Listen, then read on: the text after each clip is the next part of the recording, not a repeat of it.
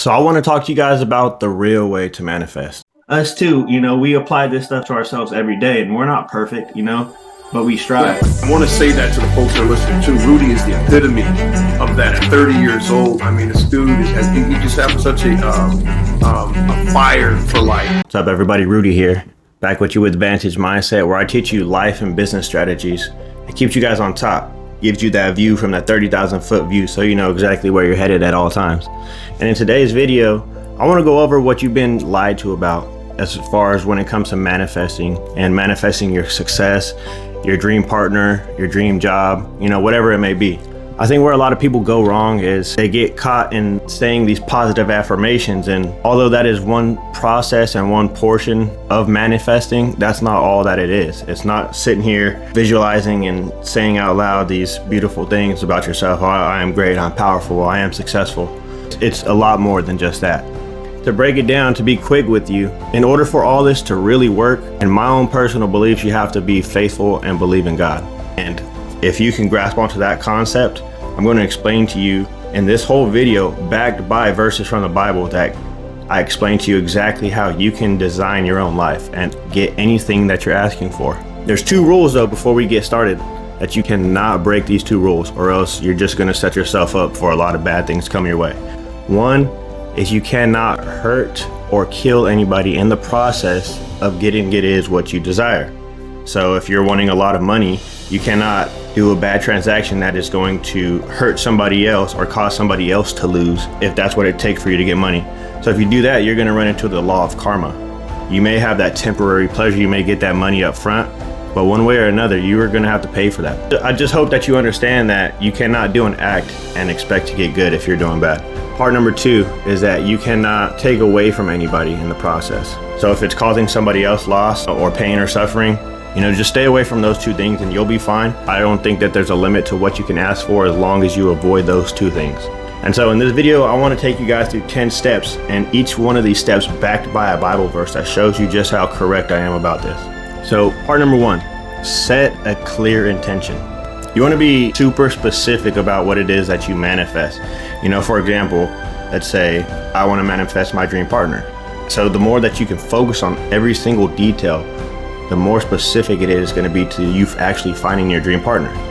But at the same time, I'd say be very specific in the intent that you have behind it. If you're wanting a person just for the looks, there's going to be a lot of people that can get thrown at you that will fit that description, but be completely off in every other field. So it's very important to be very specific and clear with your intentions. The Bible verse that backs it up comes from Proverbs 16:3. Commit to the Lord whatever you do, or he will establish your plans. But anyways, yeah, that just goes to show, like, even in the Bible it says, stay true, set clear intention on what it is that you want, stay true to him, and God will deliver and establish what it is that you have planned. Now, part two to this is you must visualize your goals. So going back to the first example of, let's say, your dream partner, well, start getting more descriptive. So aside from the visuals, what else can we focus on? Well, we could focus on the voice of this person, the mannerisms, the sounds that this person will make. Just the more in depth that you can go, the way more well off you're going to be. Like, this is the secrets to actually getting what you want, because you get too general, it's going to work against you. I could manifest more money, and yes, maybe I come across 25 cents on the street and I had just manifested that quarter, but because I wasn't specific enough, I got a quarter instead of that $10,000 that I could have manifested for myself. So what you want to do is you just want to create a mental image, and you want to try to, as much as you can throughout the day, first thing you do when you wake up is visualize that it is what you're desiring or you're trying to manifest. And it could be anything from a partner to amount of money to a car to a certain pair of shoes or golf clubs. It could be anything, but visualize it and keep it on the forefront of your mind. Like, keeping it up here in the mind's eye is the most important part. So we want to do this first thing when we wake up. We want to spend some time doing it as many times throughout the day as we can. And the most important part is doing it as you're falling to bed. If you can implement this technique while you're falling to bed, it's going to imprint on your subconscious. And this is how everything starts to attract to you, because the subconscious is what pulls things to you, not so much the conscious mind. So then you want to also engage in your senses. Now that you're visualizing, like I said earlier in the descriptions, like, we want to get in tune with all of our senses. We want to get everything aligned, from our thinking to our heart You know, the ECG and the EKGs, we want the frequencies to just be in line. And the way we do this is by breathing, get into a rhythm. You know, you'll start to notice that the patterns and the brain waves and the heart waves are on different frequencies, you know, different waves. But the more we start to breathe, the more they'll be in unison. And I've used this technique plenty of times, and it's taken me from being in a state of anxiety, not knowing what to do, to just like this, calm, peace. I can hear God speaking to me, so the answers become more clear. So in Habakkuk, and excuse me because I'm going to read from the computer screen behind you, Habakkuk 2-3. Then the Lord replied, write down the revelation and make it plain on tablets so that a herald man.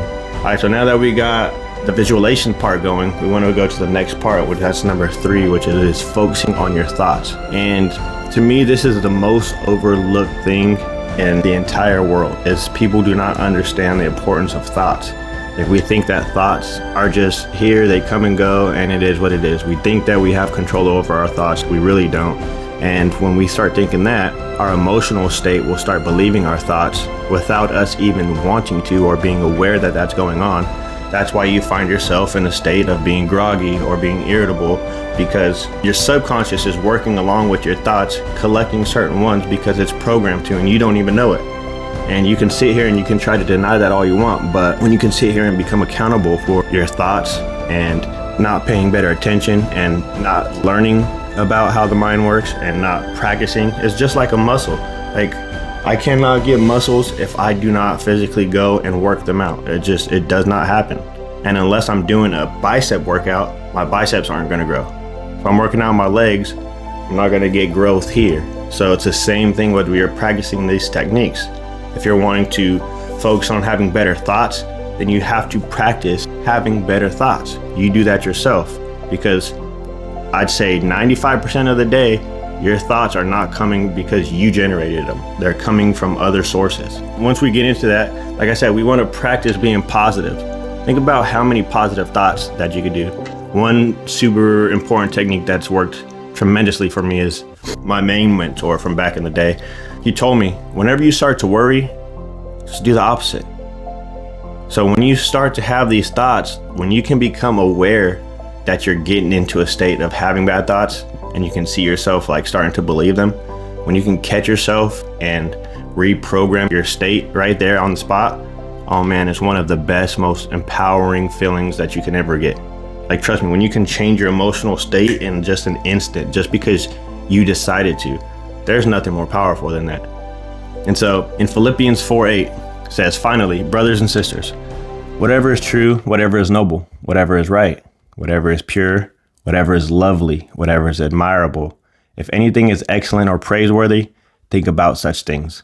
Us too, you know, we apply this stuff to ourselves every day, and we're not perfect, you know, but we strive. I want to say that to the folks that are listening too. Rudy is the epitome of that. At 30 years old, I mean, this dude he just has such a fire for life, a passion, and you're not one of those ones that sit on the sidelines.